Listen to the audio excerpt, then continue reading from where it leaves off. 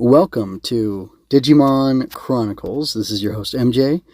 I'm an author, I'm an artist, I'm an analyzer, but I do not want to get bogged down in talking about who I am. I'm here to talk about Digimon Seekers. Chapter 1-1 is out right now. Chapter 1-2 is out right now as well, but I'm going to release each chapter as its individual file, and I will do a short amount of talking about my thoughts and perspective on the content of the story as it goes on.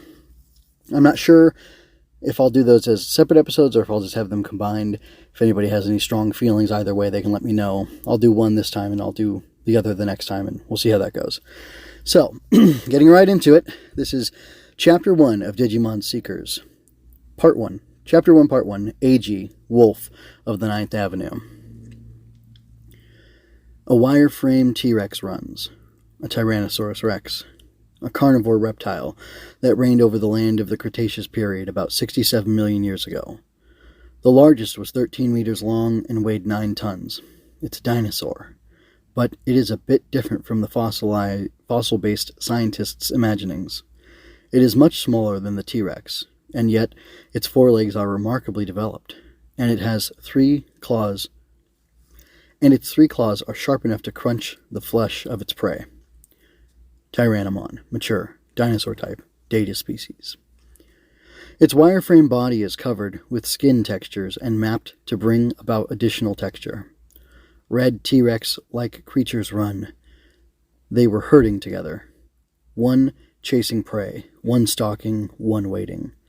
A coordinated group hunt, based on advanced intelligence. Their prey is trapped. They drive it deeper and deeper into the tunnel. When the claws of the approaching Tyrannomon finally catch its prey, pow! Roar! With an ear-splitting roar, a huge square object passes by at breakneck speed. It's a subway. A wireframe train. All that the Tyrannomon dodging the train can see is vermilion, the color of the line that marks the route. On the destination display, there's a mysterious string of characters that looks familiar, but is in an unknown language. It's not an ancient jungle, but a concrete underground space constructed with line drawings. The 3 Tyrannomon once again resume their chase after their escaping prey. They turn off at a branch in the tunnel and go deeper underground. Splash!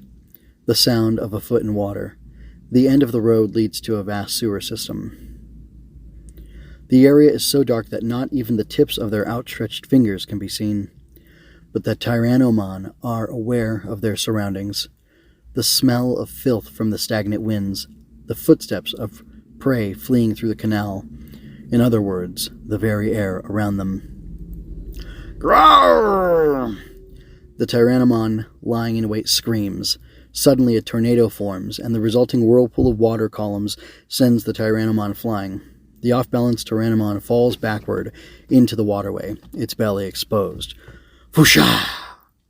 A follow-up shock wave from close range delivers a powerful but unexpected finishing blow. The Tyrannomon is silenced by its prey's counterattack, and the wound on its red skin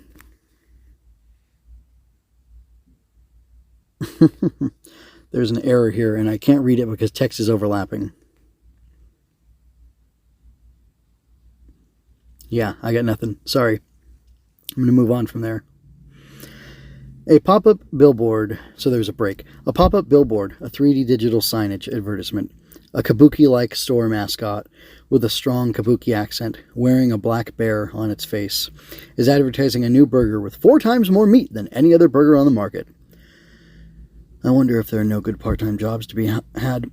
Agent Nagasumi takes a seat on the second floor of the fast food restaurant and lingers around with the drink he got with a coupon. With smartphone in hand, he skims through the topics on the social networking site Grim. Grim is a pan-global communication tool. In addition to the basic short message, voice chat, video, and live streaming functions, there are various communities based on group channels.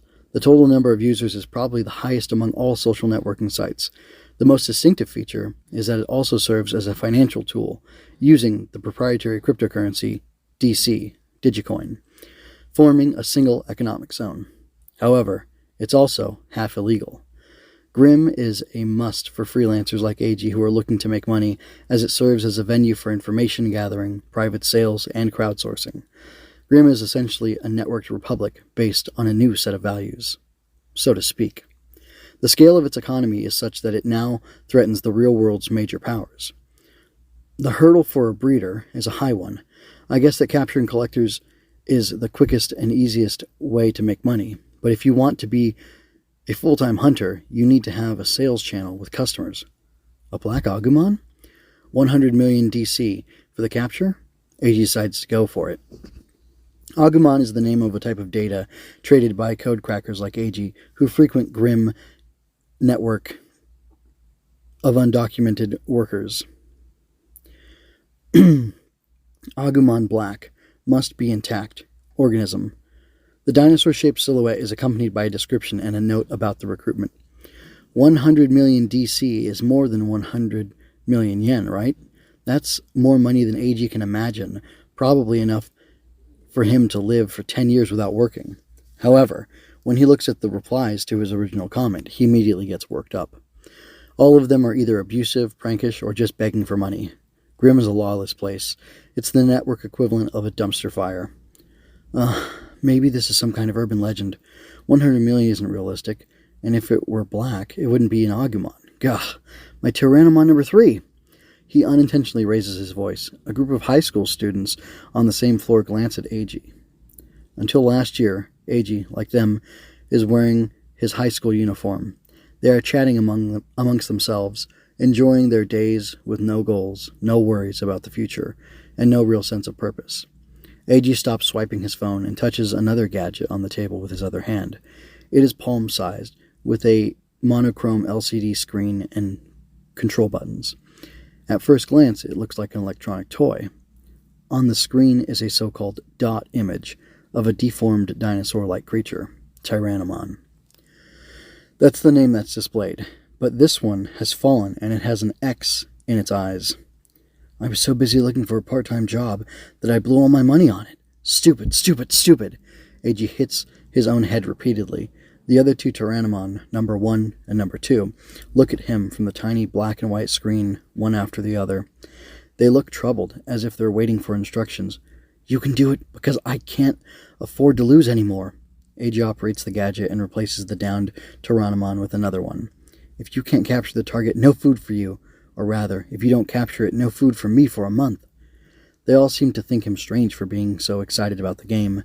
The high school students raise their eyebrows and shift in their seats. But this isn't a game. It's not a form of play.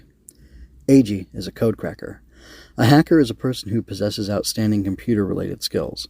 Code crackers are hackers who are willing to engage in illegal and gray area activities. Tool settings. Capture. Reassign target to Modoki Betamon. You'll pay for underestimating Eiji Nagasumi, aka Cracker Fang. Execute command, and go! With a click, he presses the execute button. The Tyrannomon on the monochrome LCD screen disappears somewhere. They've got a job to do. The AI will capture the prey, as specified by the tool. After downing the drink in the paper cup, Eiji begins to read Grimm again. That is the end of Part 1 of Chapter 1 of Digimon Seekers.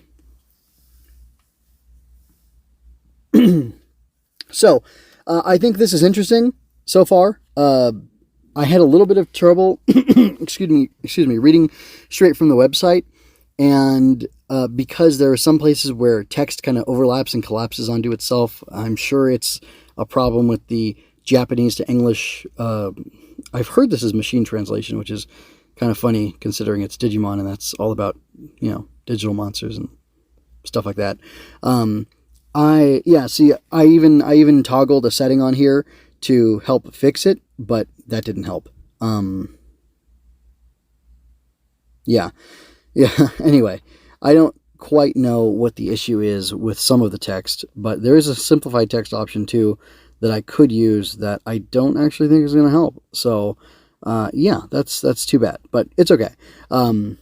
I don't really care about how it's being distributed. It's very cool. It's very novel that it's being distributed like this, and I think that's great, but I'm not going to hold it. I only have praise for the fact that they're doing this. I think this is really cool. And so far, the story is interesting. It's a little confusing.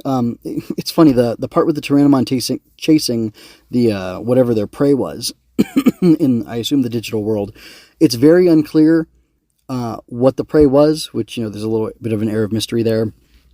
Eiji seems to be using them to acquire some sort of code thing that he needs, and that's part of his job. So that's kind of cool that there's this whole, different world. It's this, digital republic with its own cryptocurrency and its own economy that's, endangering, actual countries or whatever, which, the idea that it's endangering them is a little frustrating because, I guess it's true in a way. It's just that there's an idea of, technology and there's an idea of disruption in technology and in markets and in ecosystems. And that disruption is usually good because while people are, certain positions are displaced, people or organisms will shift over to doing something else that works for them. And it seems like disruptions are ultimately mutually beneficial. So the fact that that's not the perspective being shared here, I'm okay with. I'm sure it'll develop as it goes on. I noticed in the key art and some of the background information on this that there are these people who are from this Digimon crime police force or whatever, and I wonder if they're going to factor into these gray market activities, or if they'll be used to kind of combat this emerging economy on the behalf of people who are in power and who would like to see their system of power not threatened and preserved. And they'll, crack down and marginalize and call people criminals who are just doing things a different way as opposed to being actual criminals. I don't know. Interesting. This is definitely the most off-tone or differently toned Digimon story I've ever experienced. I have watched the first 4 seasons of the anime. I didn't really watch Savers or Frontier, or not. No, those are different. Scanners or Well, no. I always keep messing up. Whatever the one is with Marcus where he punches the Agumon and there's a different Agumon. I didn't really watch that one, so I couldn't say anything about it. But, so I don't know how that compares. I think that one has a little bit more of an adult tone. There's this organization that's paramilitary or whatever. And it definitely seems like this one is going to have a more adult tone. And I've only experienced the dub, so I can't say how much the sub versions or the original Japanese versions have a more adult tone. And I'm not saying this is not kid friendly. It's just this is kind of beyond the scope of what your average kid would know. But then again, this is the 25th anniversary project, so I guess that makes sense that they would do it like that. But I just kind of find it interesting that this is what they're going with. But overall, I do like it, and I'm intrigued by the setup of the story so far. So you've got this digital economy, digital landscape, digital everything, digital world, and this character's trying to live within it. And I do find it interesting that he's so desperate that he needs these jobs to pull through for himself. So I don't know, having Eiji be desperate and having his livelihood and whether or not he's going to eat based on whether or not he can do this stuff in this gray market is kind of interesting, because it begs the question, why isn't he just doing a normal job, especially if he has the skills that he doesn't need to be a cracker, I think they call it, which that's not a very nice term, is it? Why is he doing that instead of doing something legitimate with his computer skills? I don't know. It's hard to say. But I'm definitely interested. Eiji doesn't seem... if he thinks he's dealing with code only, or if just he's dealing with, digital information, it would make sense why he would seem so callous towards the Digimon. And I'm wondering if there's some sort of, emergence of the Digimon into the real world. I imagine that's what's going to happen, and how that will change his perspective on them. So it'll be kind of interesting to see somebody who's going from, using these things as tools to seeing these things exclusively as tools and using them as tools to seeing them as, real entities, real beings that he has to, come to terms with how he's going to deal with them. I think that'll be really interesting to see.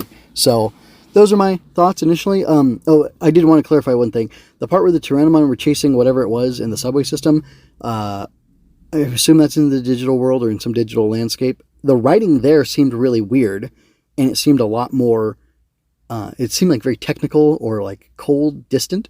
And then the writing with Eiji in the cafe or whatever seemed a lot better. And that's good, but it almost seemed stilted in the first section.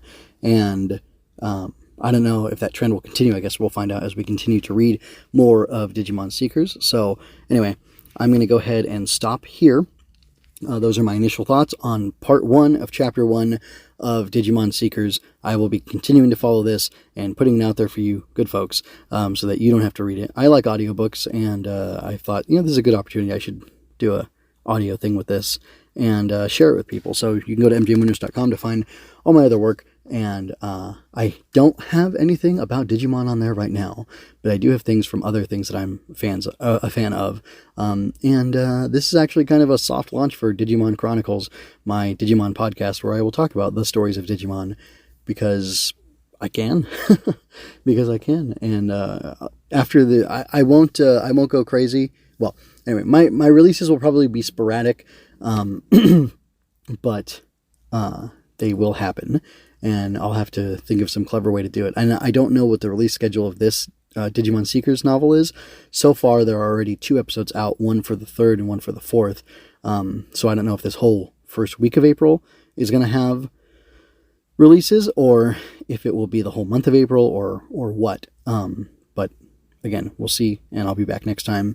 And yes, that's it. So I'm going to go ahead and get out of here. Thank you for your time and attention. I hope you enjoyed that.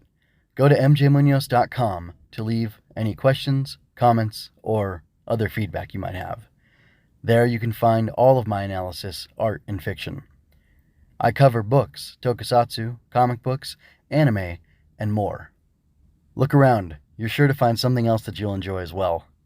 This has been a Story Over Everything production.